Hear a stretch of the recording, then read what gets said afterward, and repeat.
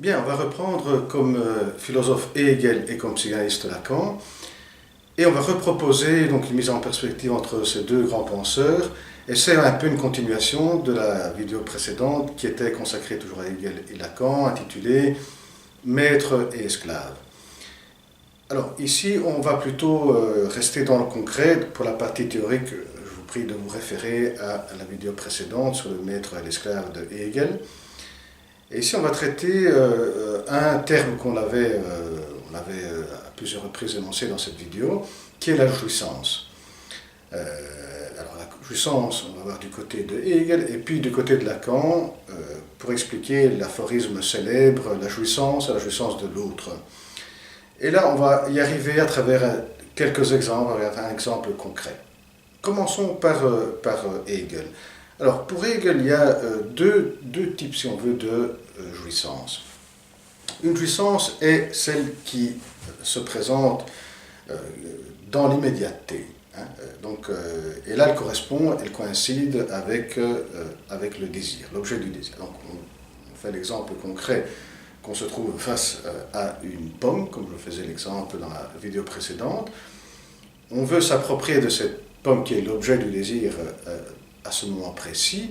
Eh bien, quand je m'en approprie, quand je la détruis en la mangeant, eh bien là, je ressens cette sensation de jouissance. La jouissance est ce moment où je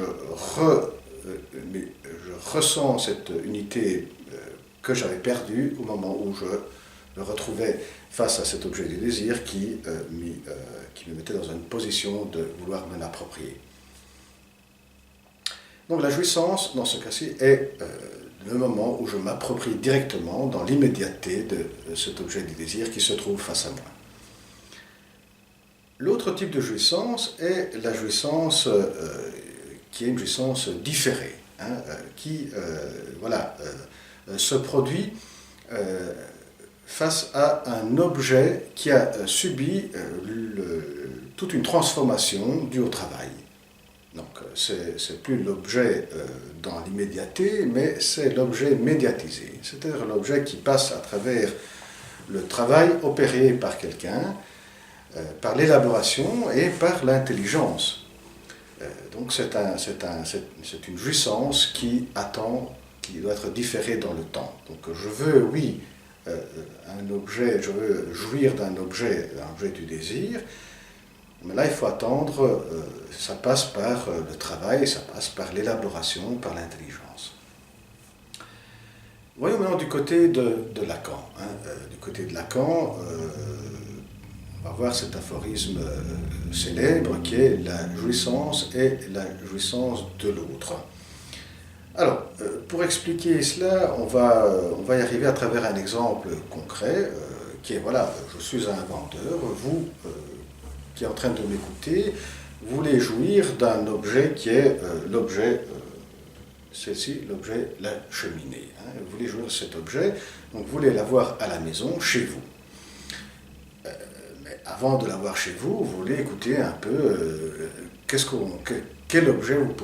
type de cheminée vous pouvez choisir. Alors, je suis le vendeur et je vous présente cette cheminée. Je fais une présentation en vous disant voilà, c'est une très belle cheminée qui a ce type de caractéristiques et en plus c'est une cheminée que vous pouvez retrouver dans la maison du roi.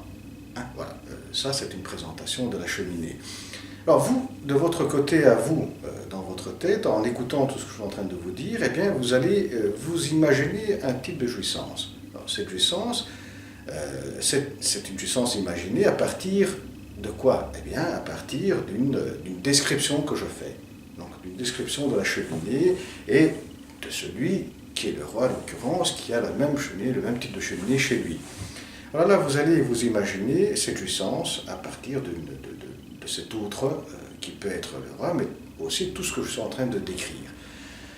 Et c'est là la première signification, la première version de la jouissance de l'autre. L'autre en tant que grand autre, en tant que personnification, en tant que description langagère.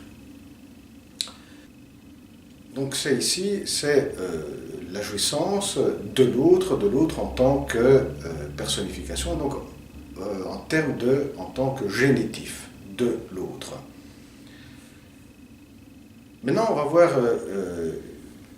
la jouissance de l'autre en termes de l'autre, de l'objet, c'est-à-dire que ce n'est pas cette jouissance. Eh bien, quand vous aurez acheté la cheminée, vous l'aurez placée dans votre maison, eh bien, la jouissance que vous obtiendrez n'est pas effectivement celle que vous vous attendez, parce qu'un conte, c'est s'attendre une certaine jouissance, parce qu'en effet, c'était une jouissance personnifiée par le roi, en l'occurrence, par toute une série de descriptions langagères. Donc vous étiez imaginé une jouissance qui ne correspond pas avec la jouissance que réellement vous êtes en train de ressentir. Et donc là, il y a un écart entre la jouissance que vous aviez imaginée et celle que vous obtenez concrètement en ayant cette cheminée chez vous. Et bien là, vous sentirez alors que la jouissance n'était pas celle que vous attendiez. Et ça, c'est donc la jouissance de l'autre. Donc c'est un autre objet, c'est une autre jouissance. Bien, avant de terminer, je propose un résumé de ce que nous avons dit jusqu'à présent. Alors, Lacan reprend le deuxième type de jouissance décrite par Hegel. Alors, pour Hegel, la jouissance est donnée par un objet transformé par l'autre à travers le travail. Pour Lacan, la jouissance est donnée par un objet transformé par le grand autre, par l'autre, à travers la batterie des signifiants, ou en d'autres termes, à travers le langage. Bien, la prochaine vidéo. Au revoir.